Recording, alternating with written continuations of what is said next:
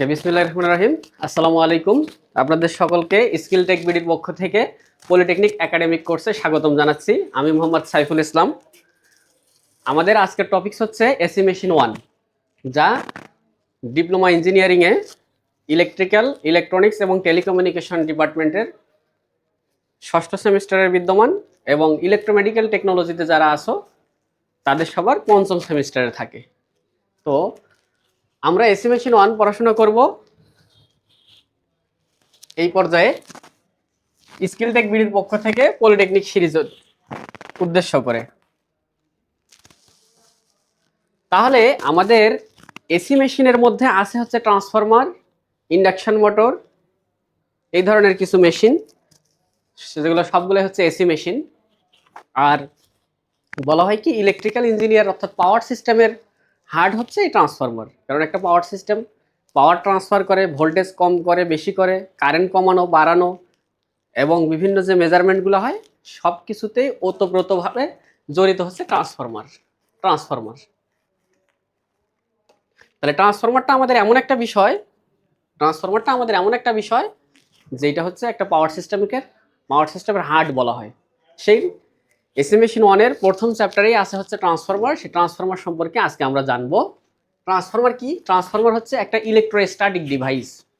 Transformer হচ্ছে এমন একটি ইলেকট্রোস্ট্যাটিক ডিভাইস যা সাধারণত ফ্যারাডের ইলেকট্রোম্যাগনেটিক ইন্ডাকশন নীতিতে ভিত্তি করে কাজ করে। কোনো একটা সার্কিট, দুইটা সার্কিটের মধ্যে ফ্রিকোয়েন্সি এবং পাওয়ার অপরিবর্তিত রেখে ভোল্টেজ এবং কারেন্টকে কম বেশি করে।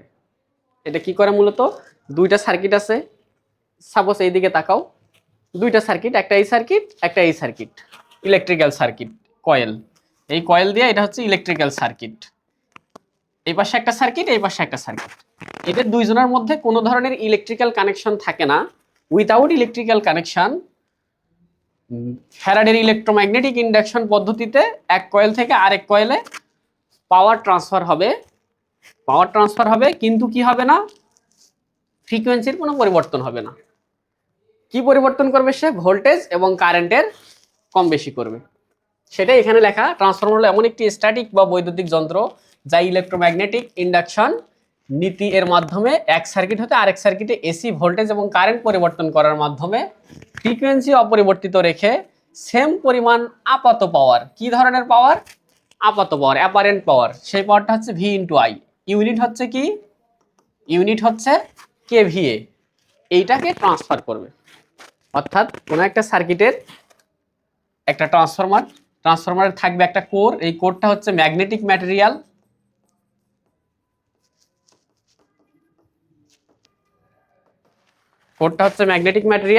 তাহলে এই ম্যাগনেটিক ম্যাটেরিয়ালের এক সাইডে একটা সার্কিট, আরেক সাইডে একটা সার্কিট। এই সার্কিটে যে সার্কিট যেটাতে সাপ্লাই প্রদান করা হয় এটাকে বলা হয় প্রাইমারি, আর যে পাশে লোড লাগানো হবে সেটাকে বলা হবে সেকেন্ডারি। তাহলে প্রাইমারিতে যদি আমি সাপ্লাই দেই, এসি সাপ্লাই দেই, তাহলে সেকেন্ডারিতে সেই পাওয়ারটা সেম টু সেম ট্রান্সফার হবে, কিন্তু ফ্রিকোয়েন্সিও চেঞ্জ হবে না, বরং ভোল্টেজ অথবা কারেন্ট কম বেশি করবে। তাহলে আমরা এখন এক বুঝি যে ইলেকট্রোম্যাগনেটিক ইন্ডাকশনটা কি আসলে। ইলেকট্রোম্যাগনেটিক ইন্ডাকশন এটা মূলত মাইকেল ফ্যারাডের একটা সূত্র। সে বলছে কি, বিখ্যাত বিজ্ঞানী, সে বলছে যে যখন কোনো এক কন্ডাক্টর থাকবে এবং ম্যাগনেটিক ফ্লাক্স থাকবে, এদের মধ্যে যদি কি হয়, এদের মধ্যে রিলেটিভ মোশন থাকলে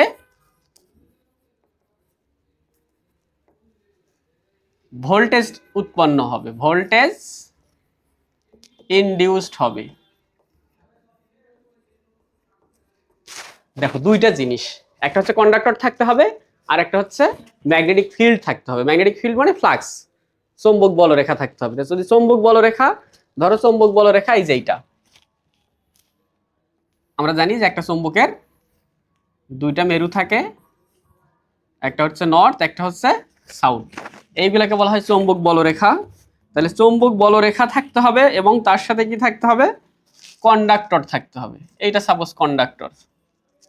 তাহলে এই দুইজনের মধ্যে যদি রিলেটিভ মোশন মানে আপেক্ষিক গতি, যদি কখনো আপেক্ষিক গতি থাকে তাদের দুইজনের মধ্যে, সে দুইটা গতি কিভাবে হইতে পারে এইটা স্থির, এইটা চলমান,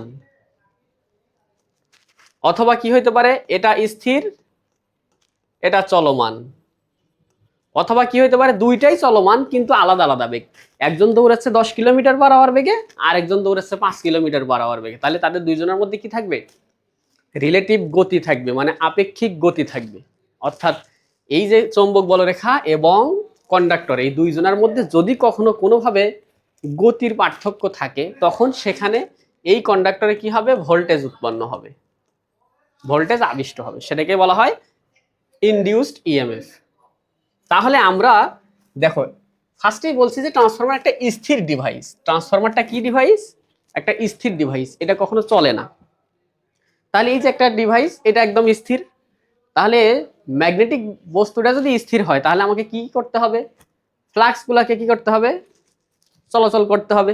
ফ্লাক্স চলাচল করার জন্য আমাকে এখানে এসি সাপ্লাই দিতে হবে। কি সাপ্লাই দিতে হবে, অবশ্যই এসি। তাহলে এসি সাপ্লাই যদি দেই, এসি সাপ্লাইটা কেমন, এইরকম প্রত্যেক সেকেন্ডে যদি 50 হার্টজ হয়, তাহলে প্রতি সেকেন্ডে 50 বার সে দিক পরিবর্তন করবে। তার মানে দিক যদি পরিবর্তন করে তাহলে সে চলমান, চলমান হইলে তাহলে এখানেও কি হবে, একটা পরিবর্তনশীল ফ্লাক্স তৈরি হবে। তাহলে ম্যাগনেটিক ম্যাটেরিয়ালটা, কন্ডাক্টরটা সেটা ফিক্সড, বাট ফ্লাক্সটা কি হচ্ছে, চলমান। তাহলে একজন স্থির, ডিভাইসটা স্থির, বাট ম্যাগনেটিক ফ্লাক্সটা কি হচ্ছে, চলমান। তাহলে এইদের দুইজনের মধ্যে অবশ্যই একটা রিলেটিভ মোশন থাকবে, আর রিলেটিভ মোশন থাকলেই তখন সেখানে কি তৈরি হবে, ভোল্টেজ ইনডিউসড হবে। তাহলে এইখানে ভোল্টেজ ইনডিউসড হবে, এইখানে একটা ভোল্টেজ ইনডিউসড হবে, এইখানে একটা ভোল্টেজ ইনডিউসড হবে, সেটাকে বলে ইপি। সেটা এইখানে যে কি হবে, ইএস হবে। এইখানে আরেকটা ভোল্টেজ ইনডিউসড হবে। এই হচ্ছে একটা ট্রান্সফরমারের মূল কার্যপ্রণালী, ঠিক আছে। আর ইলেকট্রোম্যাগনেটিক ইন্ডাকশন পদ্ধতিটা কি সেটাও আসলে আমরা বুঝলাম। হ্যাঁ, তাহলে এইখানে মূলত কি করবে, সে কি রাখবে, সেম, এস সেম রাখবে। তাহলে এস যদি সেম রাখে, তাহলে আমরা এটাকে এভাবে বলতে পারি, SP equal S S. SP মানে হচ্ছে প্রাইমারি, পি হচ্ছে প্রাইমারি, আর এস হচ্ছে সেকেন্ডারি। এই যে এস হচ্ছে সেকেন্ডারি আর পি হচ্ছে প্রাইমারি। তাহলে এসপি, তাহলে এটা কি হবে, ইপি ইন্টু আইপি। আর এস এস হচ্ছে কি, এস এস হবে ইএস ইন্টু আইএস। ই আর আই ভোল্টেজ এবং কারেন্টের গুণফলকে এস বলা হয়, ঠিক আছে। তাহলে এই হচ্ছে আমাদের মোটামুটি একটা ট্রান্সফরমার। তাহলে একটা ট্রান্সফরমার মূলত কি হইলো, একটা ট্রান্সফরমার একটা স্থির ডিভাইস। একটা ট্রান্সফরমার হচ্ছে স্থির ডিভাইস, যা এক সার্কিট থেকে আরেক সার্কিটে পাওয়ার এবং ফ্রিকোয়েন্সি কনস্ট্যান্ট রেখে ভোল্টেজ এবং কারেন্টকে কি করে, ফ্যারাডের ইলেকট্রোম্যাগনেটিক ইন্ডাকশন নীতি অনুসারে কম অথবা বেশি করার মাধ্যমে পাওয়ার ট্রান্সফার করে, ঠিক আছে। এই হচ্ছে তার একটা সহজ সরল চিত্র। আমরা একটু সামনে আগাই। তাহলে সামনে যদি আগাই, তাহলে দেখো এইখানে আমরা দেখছি ওয়ার্কিং প্রিন্সিপাল অফ ট্রান্সফরমার। তো এইটা আমরা অলরেডি দেখে ফেলছি, working principal of transformer. Primary কয়েলে যদি আমরা এসি সাপ্লাই দেই, তাহলে প্রাইমারি কয়েলে আমরা কি সাপ্লাই দেব, এসি সাপ্লাই দেব। এই যে এটা প্রাইমারি, তাহলে এখানে এসি সাপ্লাই দিতে হবে। এসি সাপ্লাই দিলে পরিবর্তনশীল ফ্লাক্স সৃষ্টি হয়। তাহলে এখানে যেহেতু এসিটা কি পরিবর্তনশীল, ফ্লাক্সও তৈরি হবে কি পরিবর্তনশীল, ফ্লাক্স সৃষ্টি হয়। এই ফ্লাক্স কোরের মাধ্যমে সেকেন্ডারি কয়েলে লিংক হয়। তাহলে এই যে কোর ম্যাগনেটিক ম্যাটেরিয়াল, আর ফ্লাক্সটাও কি, ফ্লাক্সটাও হচ্ছে ম্যাগনেটিক বৈশিষ্ট্য সম্পন্ন একটা জিনিস। তাহলে এই ম্যাগনেটিক ম্যাটেরিয়ালের মধ্য দিয়ে তখন সে কি হয়, অনায়াসে প্রবাহিত হয়। তাহলে ম্যাগনেটিক ম্যাটেরিয়ালের মাধ্যমে যদি অনায়াসে এখানে যায় ফ্লাক্স, তাহলে এখানেও কি আছে, কন্ডাক্টর আছে। সেই কন্ডাক্টরে আবার কি হবে, লিংক হবে। তখন এই যে ফ্যারাডেস ল অনুযায়ী সেকেন্ডারিতে ইএমএফ উৎপাদিত হবে, তখন এখানে ভোল্টেজ উৎপাদিত হবে। কয়েলের টার্নের অনুপাত অনুযায়ী ভোল্টেজ কম বা বাড়ে। তাহলে এই যে কয়েলের এখানে দেখো টার্ন আছে, এখানে কয়টা টার্ন দিছি,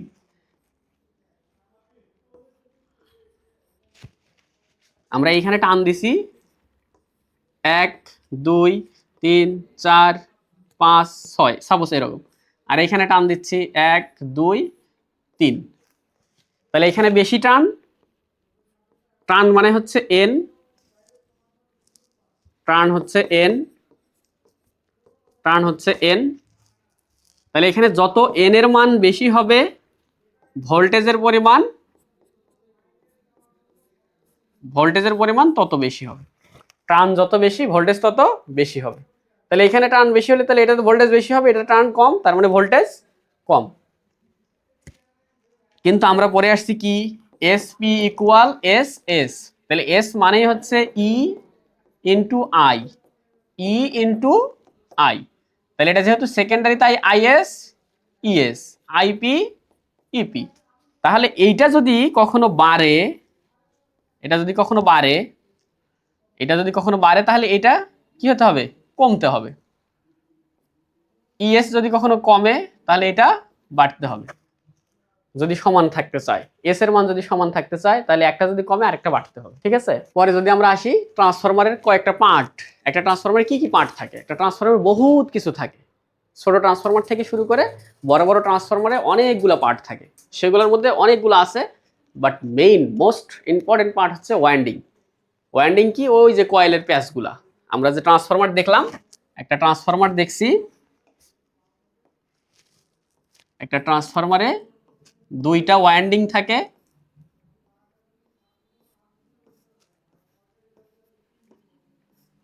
দুইটা ওয়াইন্ডিং, এই পাশে একটা ওয়াইন্ডিং, এই পাশে একটা ওয়াইন্ডিং। এই দুইটা ওয়াইন্ডিং এ যে দুইটা প্যাচ, এই যে কয়েলের প্যাচ, এইটা কয়েল, এইখানে আরেকটা কয়েল, এই কয়েলগুলোকেই বলা হয় হচ্ছে ওয়াইন্ডিং। তাহলে কয়টা ওয়াইন্ডিং থাকে একটা ট্রান্সফরমারে, মাস্ট বি দুইটা, একটা হচ্ছে প্রাইমারি আর একটা হচ্ছে সেকেন্ডারি। সেকেন্ডারি হোক বা প্রাইমারি হোক, আমার ট্রান্সফরমারের মূল বৈশিষ্ট্য হচ্ছে কি, সে হয় ভোল্টেজকে আপ করবে অথবা ভোল্টেজকে ডাউন করবে।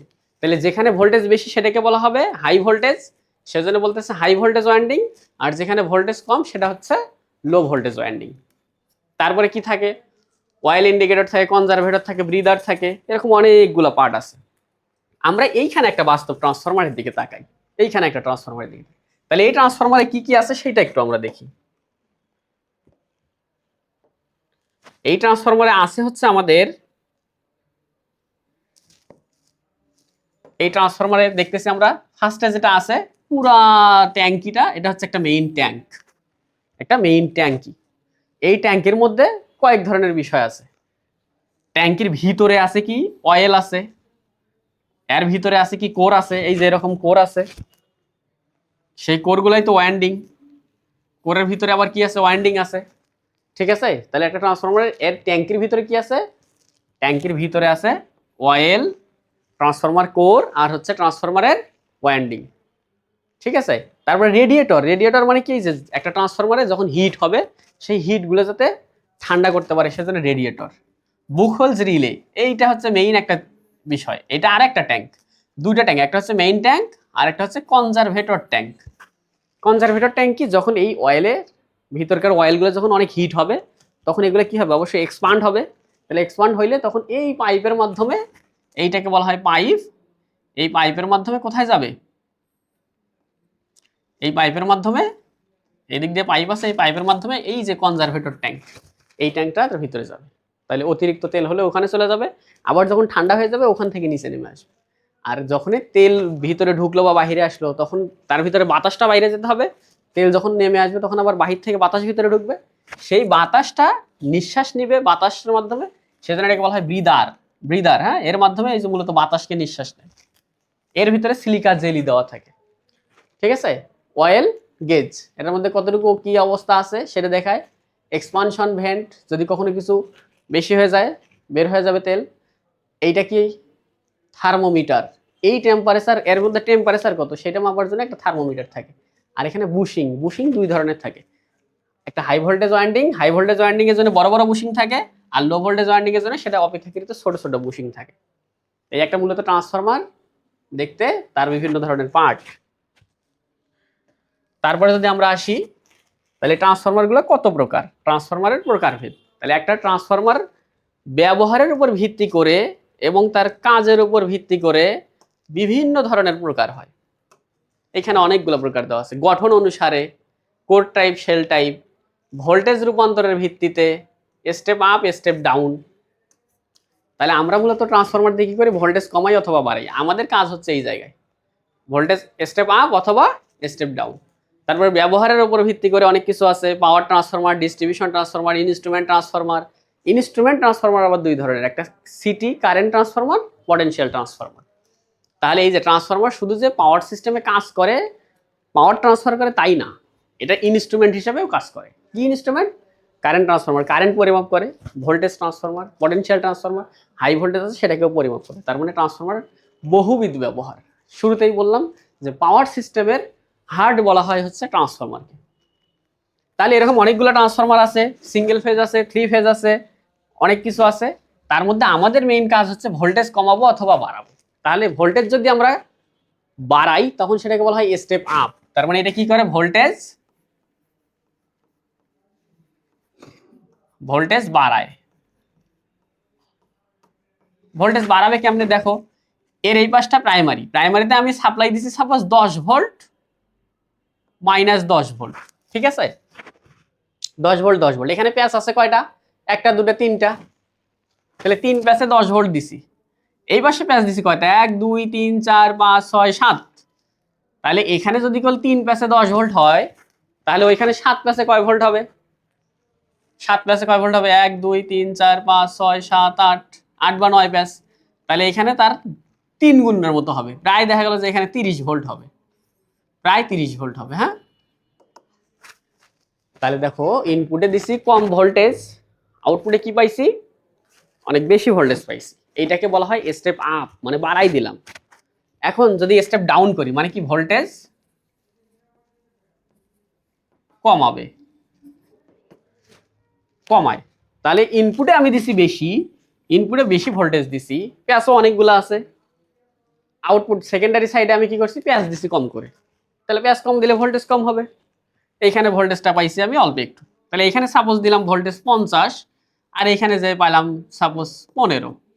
তাহলে বেশি ভোল্টেজ দিয়ে কম পাইলাম, এটা তাহলে কি করলো, ভোল্টেজকে কমাই দিল। সেই জন্য এর নাম হচ্ছে স্টেপ ডাউন, সে ডাউন করে দিবে। কথা বুঝতে পারছি? এই হচ্ছে স্টেপ আপ, স্টেপ ডাউন, ট্রান্সফরমারের প্রকারভেদ। আমরা যদি আরেকটু সামনে আগাই, একটা ট্রান্সফরমারের ইএমএফ ইকুয়েশন, ট্রান্সফরমারের ইএমএফ ইকুয়েশন, ট্রান্সফরমারের ইএমএফ ইকুয়েশন ই সমান সমান 4.44 ফাই এম এফ এন। তাহলে 4.44 তো কনস্ট্যান্ট, ফাই এমটা হচ্ছে কি, ম্যাক্সিমাম ফ্লাক্স,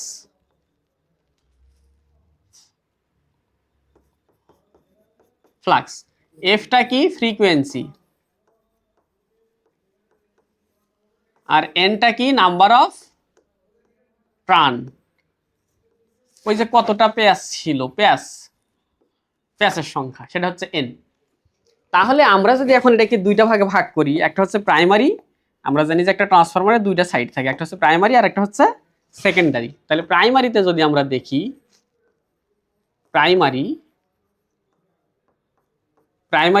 তাহলে প্রাইমারিতে তাহলে কি হবে, EP equal 4.44 phi M F NP. কারণ ফাই ফ্লাক্স কোনোদিন চেঞ্জ হয় না, ফ্রিকোয়েন্সিও কোনোদিন চেঞ্জ হয় না। ট্রান্সফরমারে সংজ্ঞাতে পড়ে আসছি, ফ্রিকোয়েন্সি সেম রাখে, শুধুমাত্র ভোল্টেজ এবং কারেন্ট কম বেশি করে, পাওয়ার কোনোদিন কম বেশি হয় না, তাই ট্রান সংখ্যা কম বেশি হয়। তাহলে ইপি সমান সমান 4.44 ফাই এম এফ এনপি। তাহলে সেকেন্ডারিতে কি হবে,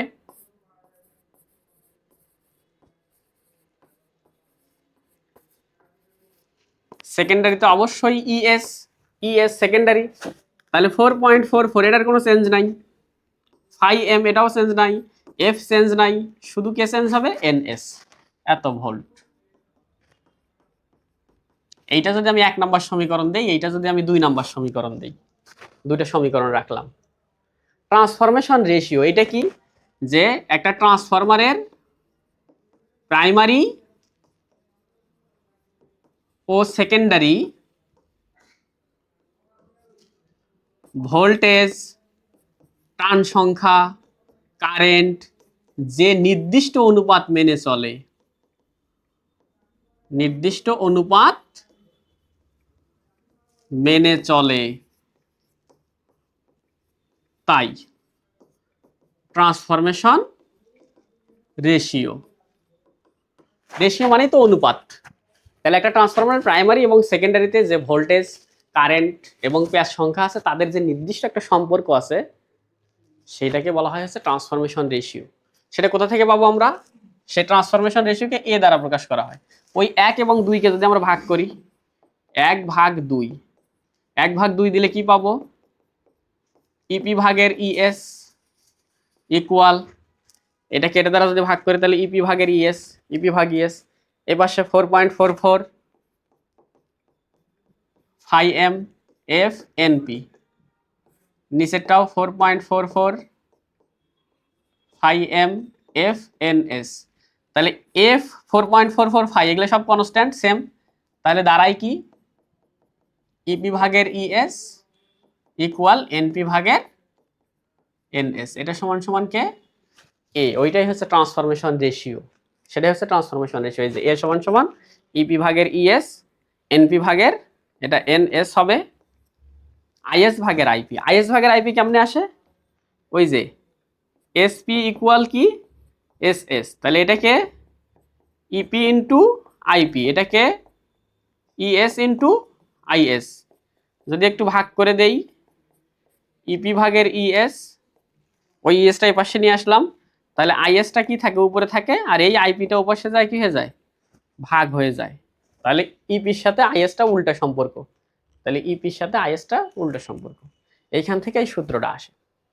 ওকে, তাহলে আমরা একটা সুন্দর একটা ম্যাথমেটিক্স দেখি, একটা সুন্দর ম্যাথমেটিক্স দেখি। একটা উদাহরণে আসি। উদাহরণে কি বলছে যে একটা 45 কেভিএ, তাহলে একটা ট্রান্সফরমার আছে এরকম, তাই তো? একটা ট্রান্সফরমার এরকম আছে।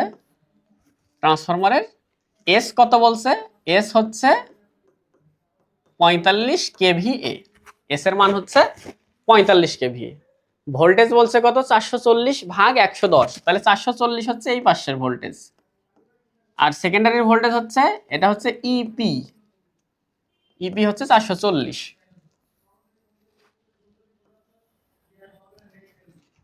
আর ইএস কত? ইএস বলে দিছে 110 ভোল্ট। ইএস বলছে 110 ভোল্ট। তাহলে একটা ট্রান্সফরমার 45 কেভিএ, 440/110 মানে বুঝায় প্রাইমারিতে ভোল্টেজ হচ্ছে 440, সেকেন্ডারিতে ভোল্টেজ হবে কত? 110। সিঙ্গেল ফেজ ট্রান্সফরমার, প্রাইমারিতে পাক আছে কত? 1000। তার মানে এনপি, এইখানে পাক আছে কতগুলা? 1000। আমরা ধরে নিলাম যে এখানে 1000টা পাক আছে। এখন বলছে এর ক নাম্বার সেকেন্ডারিতে পাক সংখ্যা কত? ক নাম্বার সেকেন্ডারিতে পাক সংখ্যা মানে কে? এনএস না? এনএস কত? তাহলে দেখো, আমরা ইপি, ইএস, এনপি, এনএস এই তিনটার দিয়ে একটা সম্পর্ক জানি না? একটু আগেই দেখলাম এই যে এখানে। তাহলে আমরা জানি কি? উই নো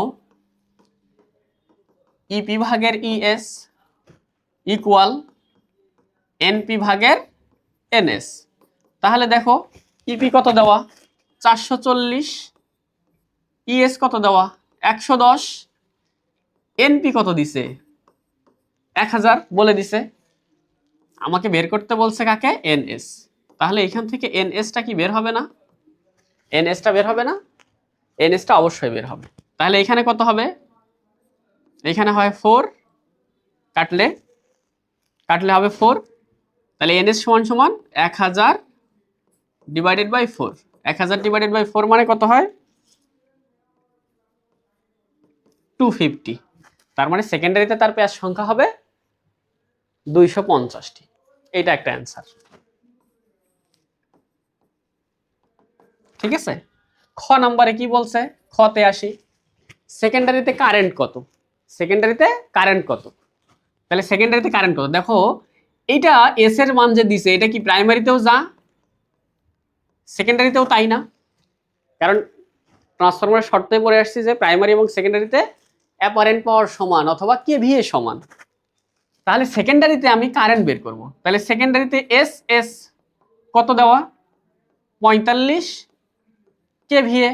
তাহলে এস এস মানে কি ইএস ইন্টু আইএস ইকুয়াল কত 45 কিলো মানে 10⁻³ তাহলে আমাকে বলো আইএস আইএস বের করতে হবে। তাহলে ইএস দ্বারা ভাগ করে দিতে হবে না 45 ইন্টু 10⁻³ কিলো মানে 10⁻³ ইএস ইএস কত বলে দিছে ইএস বলে দিছে 110। তাহলে এখান থেকে কি কারেন্টের পরিমাণটা বের হবে না? তাহলে এখান থেকে কারেন্টের পরিমাণটা বের হবে না? তাহলে আমরা কারেন্টের পরিমাণটা হিসাব করি। কারেন্টের পরিমাণ হবে 45,000 ভাগ 110। তাহলে হয় হচ্ছে 409.0909 অ্যাম্পিয়ার। এটা একটা অ্যান্সার। এগেইন গ নাম্বারে কি বলছে? গ নাম্বারে বললো প্রাইমারি কারেন্ট নির্ণয় করো। তাহলে সেম টু সেম ভাবে আইপি সমান সমান কি হবে এসপি ডিভাইডেড বাই ইপি। ওই যে এস মানেই হচ্ছে ই আর আই এর গুণফল, তাহলে আইপি সমান সমান এসপি ভাগের ইপি। তাহলে এসপি কত 45,000 আর ইপি কত বলে দিছে 440। তাহলে ভাগ করলে কত হবে? তাহলে ভাগ করি 440 102.2727। তাহলে 102.2727 অ্যাম্পিয়ার। আমরা চাইলে কি সম্পর্ক দিয়ে করতে পারতাম? আমরা চাইলে এই যে সম্পর্কটা দিয়ে করতে পারতাম ইপি ভাগের ইএস আইএস ভাগের আইপি। একটা আইএস বের করে নিছে আইপিটা এইভাবে বের করতে পারতাম। ঠিক আছে? তাহলে এই সম্পর্ক ট্রান্সফরমেশন রেশিও থেকে ম্যাথ খুবই সহজ ম্যাথ, শুধুমাত্র ভাগ করা করে। তাহলে এই ছিল একটা ম্যাথ। আমরা যদি সামনে আগাই তাহলে আরেকটা ম্যাথ আছে, তারপরে আমাদের ক্লাস আজকের এখানেই শেষ। আরেকটা ম্যাথ আছে, এই ম্যাথ সলিউশন এটা বলে দিচ্ছে একটি 400, তার মানে ইপি হচ্ছে কত 400, ইএস কত বলে দিছে 200 ভোল্ট, এস কত বলে দিছে এস মানে এসপি এস মানে এসএস 25 কেভিএ। ট্রান্সফরমারের সেকেন্ডারিতে প্যাচ সংখ্যা 66, সেকেন্ডারি প্যাচ সংখ্যা মানে এনএস, এনএস এর মান কত 66। তাহলে প্রাইমারিতে প্যাচ সংখ্যা কত? প্রাইমারিতে প্যাচ সংখ্যা সেটাকে জানো কি দ্বারা প্রকাশ করে? প্রাইমারিতে প্যাচ সংখ্যা সেটা হচ্ছে প্যাচ সংখ্যা হচ্ছে এন আর প্রাইমারি হচ্ছে পি। তাহলে এনপি এইটা বের করতে হবে এবং কারেন্ট কত হবে তার মানে আইপি কত হবে, এই দুইটা। তাহলে আমরা সম্পর্ক জানি ইপি ভাগের ইএস ইকুয়াল এনপি ভাগের এনএস। তাহলে ইপি কত? ইপি বলছে 400, ইএস কত বলছে 200, এনপি বের করতে হবে, এনএস কত বলে দিছে 66। তাহলে এখান থেকে আমরা এনপি পাবো না, এখান থেকে আমরা এনপি পাবো।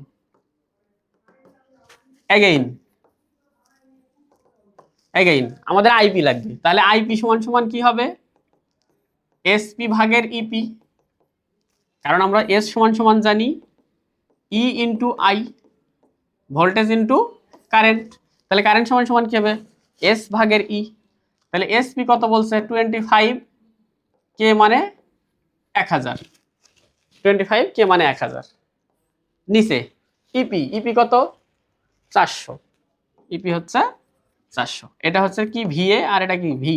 তাহলে ভি কাটা যায় থাকে কি অ্যাম্পিয়ার, কাটলে কত হবে? এটা যদি ভাগ করি তাহলে কি হয় 400 ইন্টু 66 ভাগ 200। তাহলে এটা হয় হচ্ছে 132 আর এটা কত হবে 25,000 ভাগ 400 62.5 অ্যাম্পিয়ার। এটা আরেকটা অ্যান্সার। এই ছিল হচ্ছে ম্যাথ।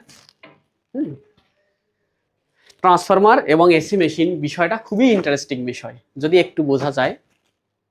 আশা করি আমরা সামনের ক্লাসগুলোতে আরো সুন্দরভাবে বেসিক সহ আগে কি পড়া ছিল পরে কি পড়া থাকবে এই বিষয়গুলো আমরা দেখব। তাহলে আজকে মূলত আমরা কি দেখছি, একটা ট্রান্সফরমার কি জিনিস সেটা। ট্রান্সফরমার মূলত এস পাওয়ার সেম রেখে ভোল্টেজ এবং কারেন্টকে কম বেশি করে। কি নীতিতে কাজ করে? ফ্যারাডের ইলেকট্রোম্যাগনেটিক ইন্ডাকশন নীতিতে কাজ করে। তারপরে ট্রান্সফরমারের কত ধরনের প্রকারভেদ আছে সেটা দেখছি। ট্রান্সফরমারগুলো কি কি ধরনের হয়, মেইনলি আমাদের কাজের ভিত্তিতে স্টেপ আপ স্টেপ ডাউন ওইটা হয়। তারপরে ট্রান্সফরমারের কি কি অংশ থাকে সেইগুলো জিনিসগুলো দেখছি। ট্রান্সফরমারের ইএমএফ ইকুয়েশন দেখলাম ছোট করে, এটা যদিও আমরা প্রমাণ দেখব পরে। তারপরে ট্রান্সফরমেশন রেশিও দেখছি, ট্রান্সফরমারের প্রাইমারিতে পেয়ার সংখ্যা, ভোল্টেজ কারেন্ট, এবং সেকেন্ডারি পেয়ার সংখ্যা, ভোল্টেজ এবং কারেন্ট, এরা যে নির্দিষ্ট একটা সম্পর্ক মেনে চলে সেটা হচ্ছে ট্রান্সফরমেশন রেশিও। এবং ট্রান্সফরমেশন রেশিও থেকে আমরা দুইটা ম্যাথ দেখলাম। আজকে এই পর্যন্তই, সবাই ভালো থেকো, আল্লাহ হাফেজ, আসসালামু আলাইকুম রহমতুল্লাহ।